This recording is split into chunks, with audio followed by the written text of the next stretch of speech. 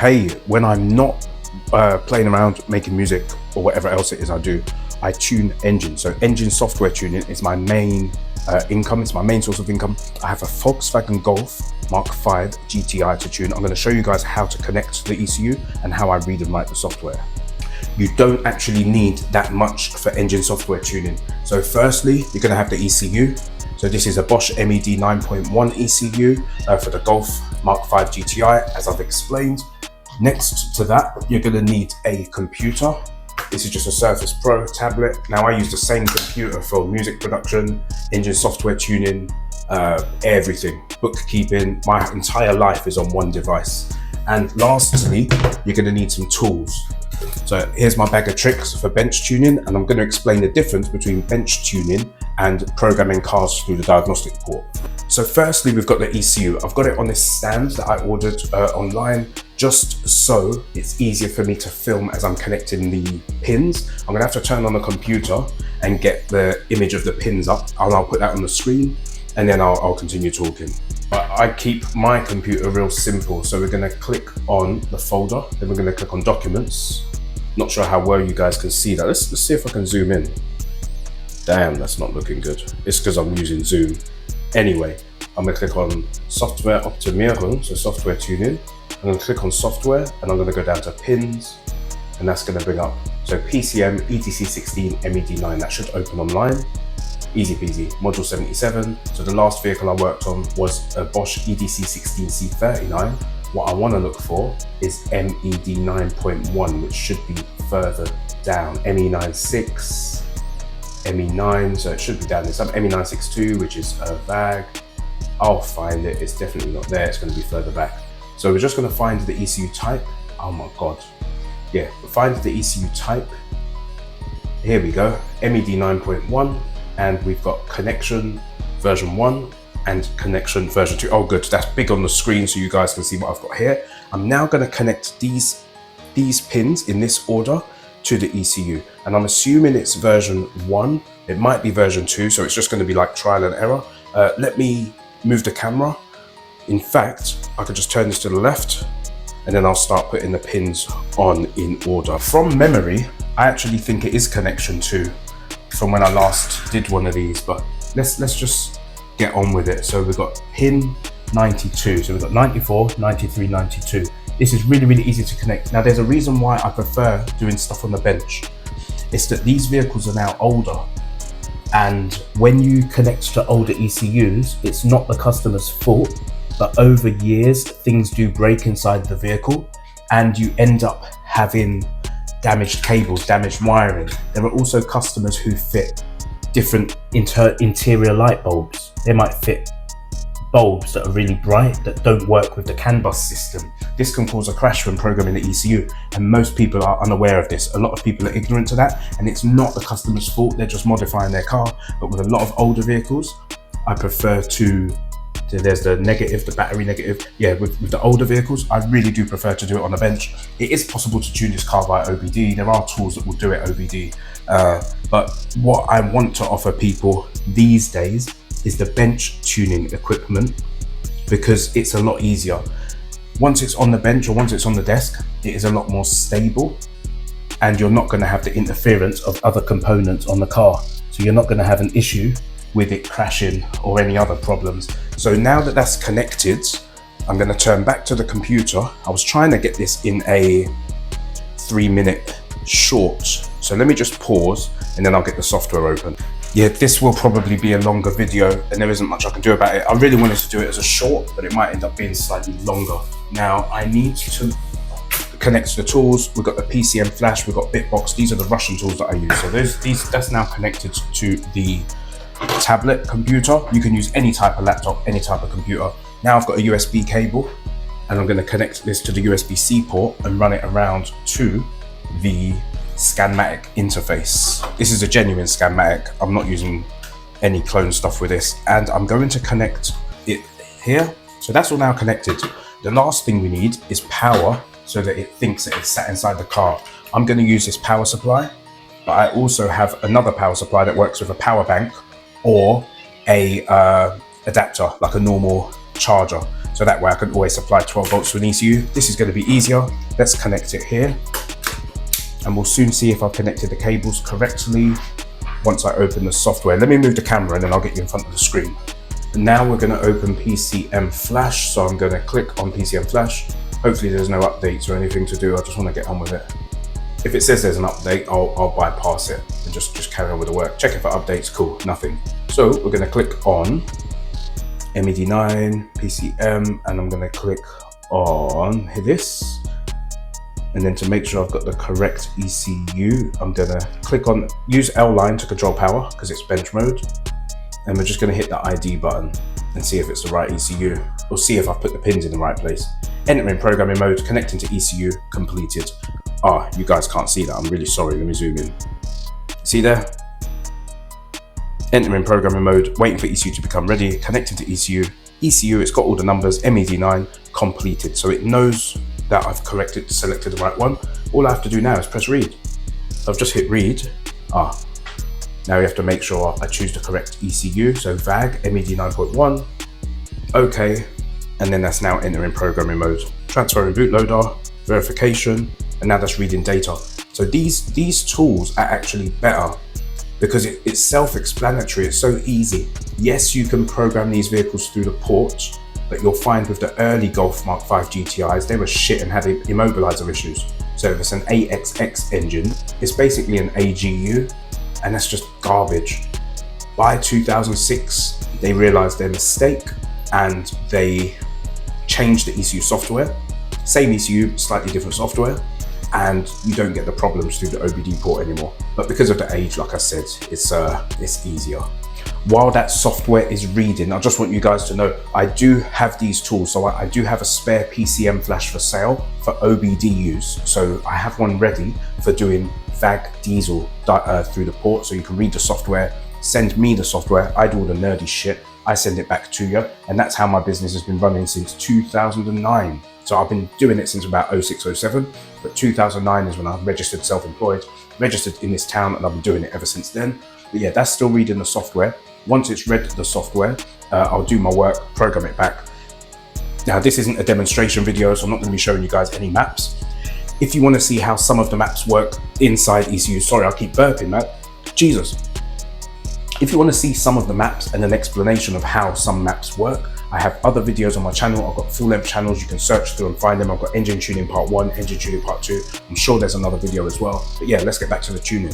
With this technology, there's no ECU opening anymore. That's the beauty of it. You're not having to open things. You're not having to get your hands dirty. You don't have to bend back any metal or do any weird shit.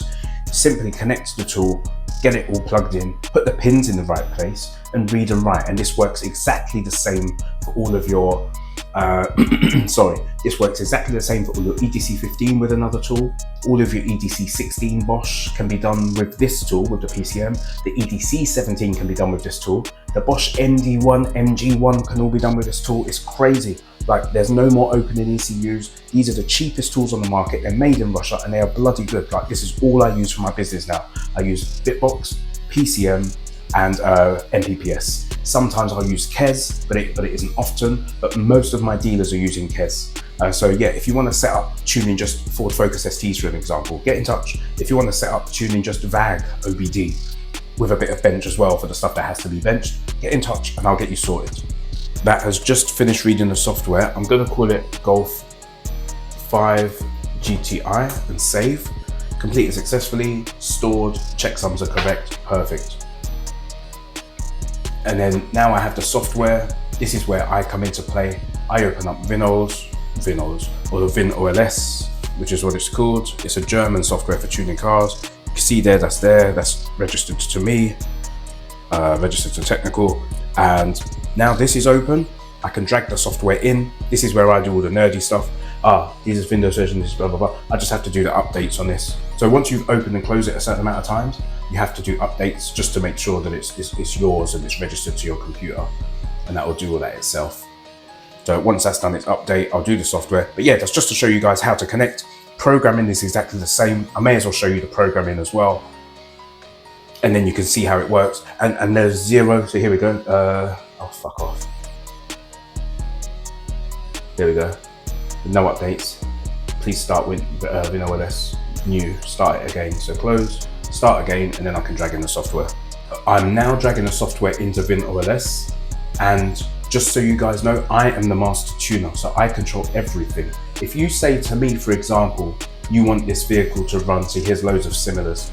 I'm gonna go to import Artpression. Nein, ähnliche Projekte ignorieren. So similar projects, ignore, and continue doing the import, which is what I want to do. I don't want anything to do with those other ones. I want to import this job on its own. So every job I've ever done, as long as they give me the registration plate, I'm just going to call this GTI because I don't have the registration plate. I'm going to click enter.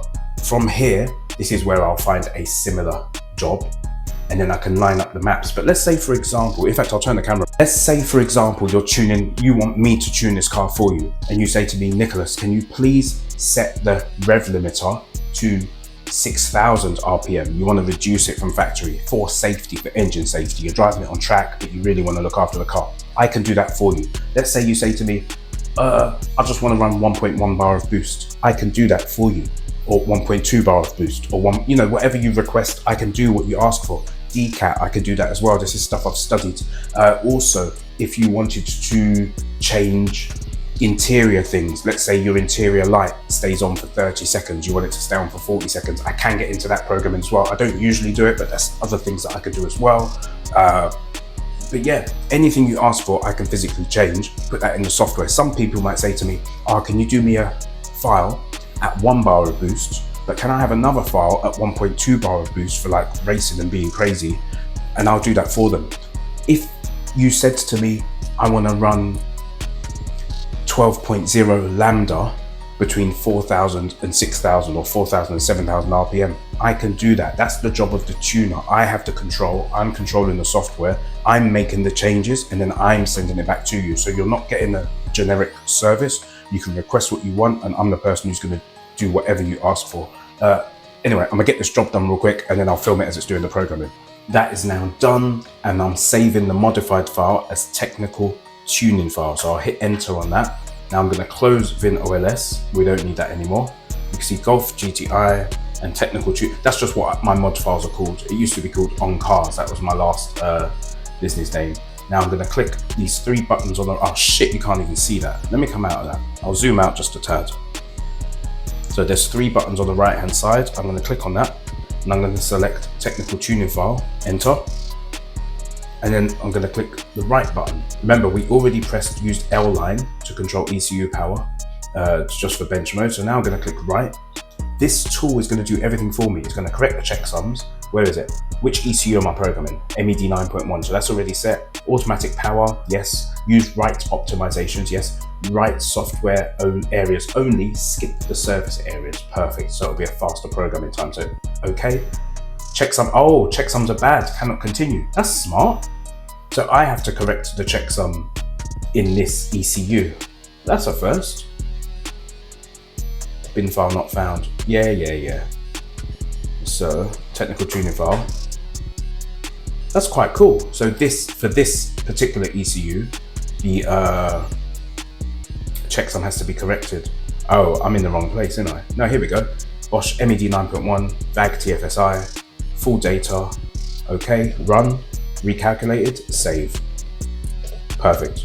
So now I've saved I didn't know that for this ECU. I was assuming it was corrected itself. But now I'm gonna click on the same file, but check OK, so the checksum's been corrected.